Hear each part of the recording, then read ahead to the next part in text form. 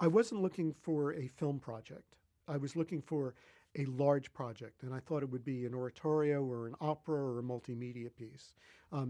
Frankly, the last thing I was looking for was a film project because I had done 16 feature films by that time, and I really was interested in doing something that was for the stage more than more than another film project.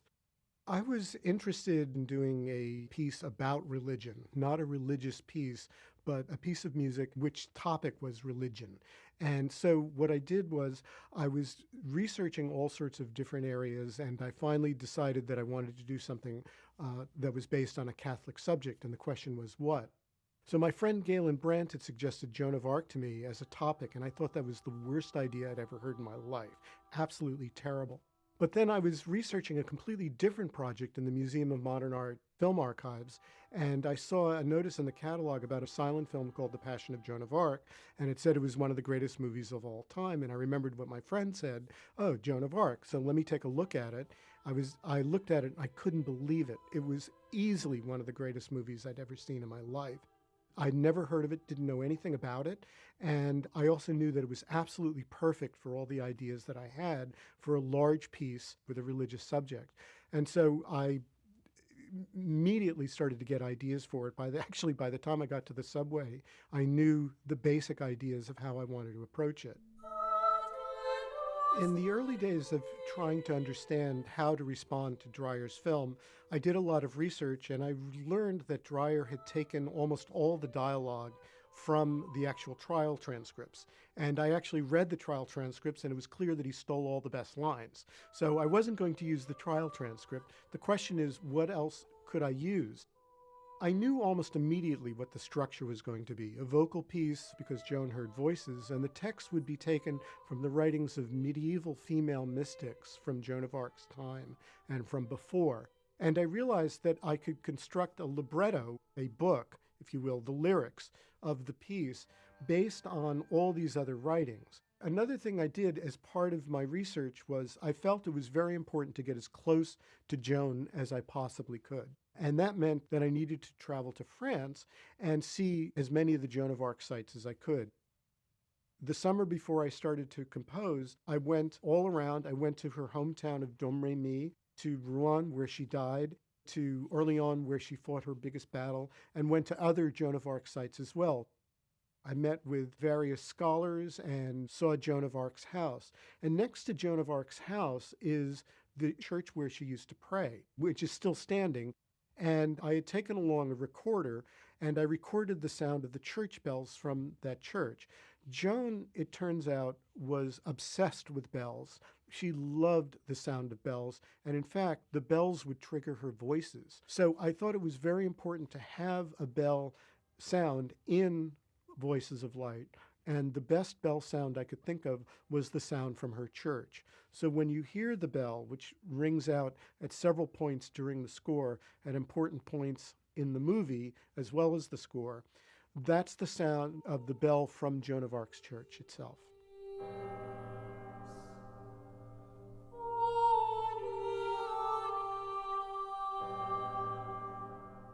I love Falconetti's performance. It just is astonishing. Having said that, I should make it clear that as I worked on this project, Dreyer's Joan and Falconetti's Joan, as great as they are, is not the Joan that I was imagining in my head. The Joan that I was seeing was a very, very, very astute person who was no victim at all. And to some extent, Dreyer portrays a victim, a helpless victim, and Falconetti embodies that in many ways. Not completely, but to a great extent. The Joan that I imagined was somebody who was tough as nails, who was certainly being victimized and was doing everything within her considerable power to prevent it from happening. If you read the trial transcripts, she's constantly working the people around her, trying to negotiate her way through what she knows is a death sentence. And this Joan is the Joan that clearly could have led armies into battle and clearly could have convinced a very insecure prince that a 16-year-old woman could lead an army into battle and win. This is an amazing human being. But again, even when you look at Joan like that, even when you have that response to her, she will trip you up. She doesn't fit into any category. A film score, even the most subtle kind of film score, essentially underscores, if you will, the action. It tries to make clear the emotional meaning of the film. And what I was interested in doing was not so much in clarifying the emotions in the film and the linearity of the film, all of which are crystal clear to me. I was interested in going deeper and going down rather than simply responding to what I saw. I wanted to add emotions and I wanted to add depth and nuance and ambiguity to the experience of seeing it. On the other hand, I also wanted to do something that was sincere and honest to the film itself, that didn't contradict the film and certainly didn't contradict Joan's life.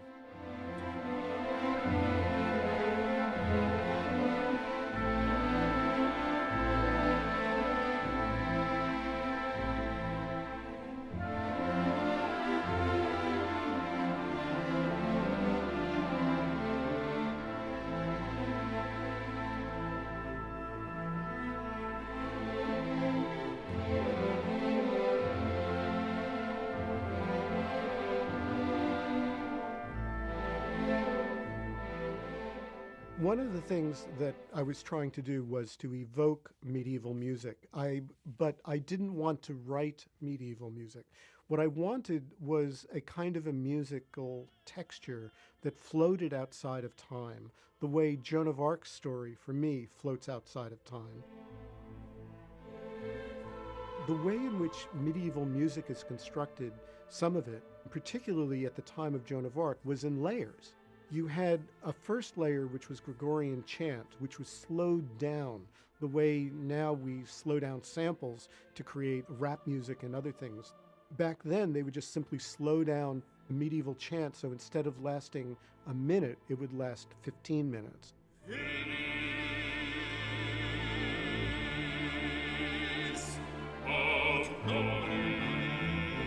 And then on top of that, they would build different musical lines with different texts. So you'd sometimes have 3 or 4 texts going on simultaneously, all on top of a Gregorian chant. And that's actually the way I approached this particular project.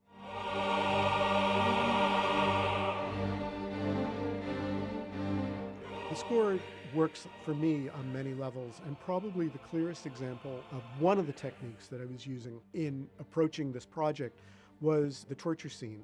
The torture scene, if you look at it, is really, really horrific.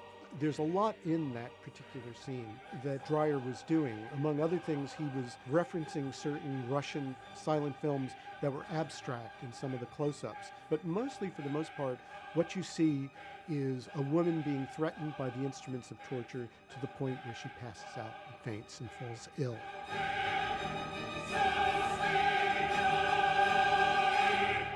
That's one way of looking at torture.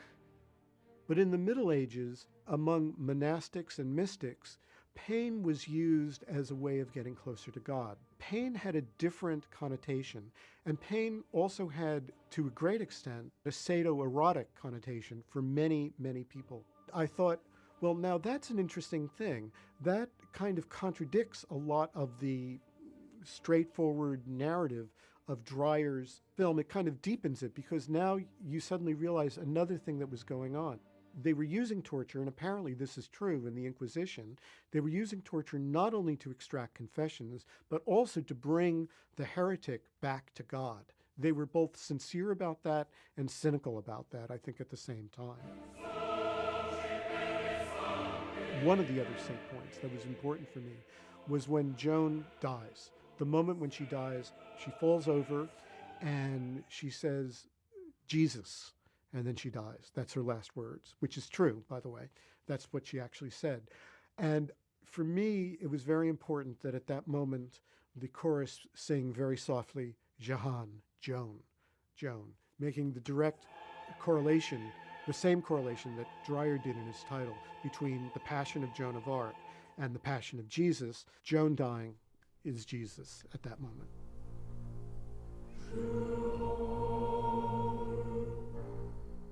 This movie really, really touched me very deeply.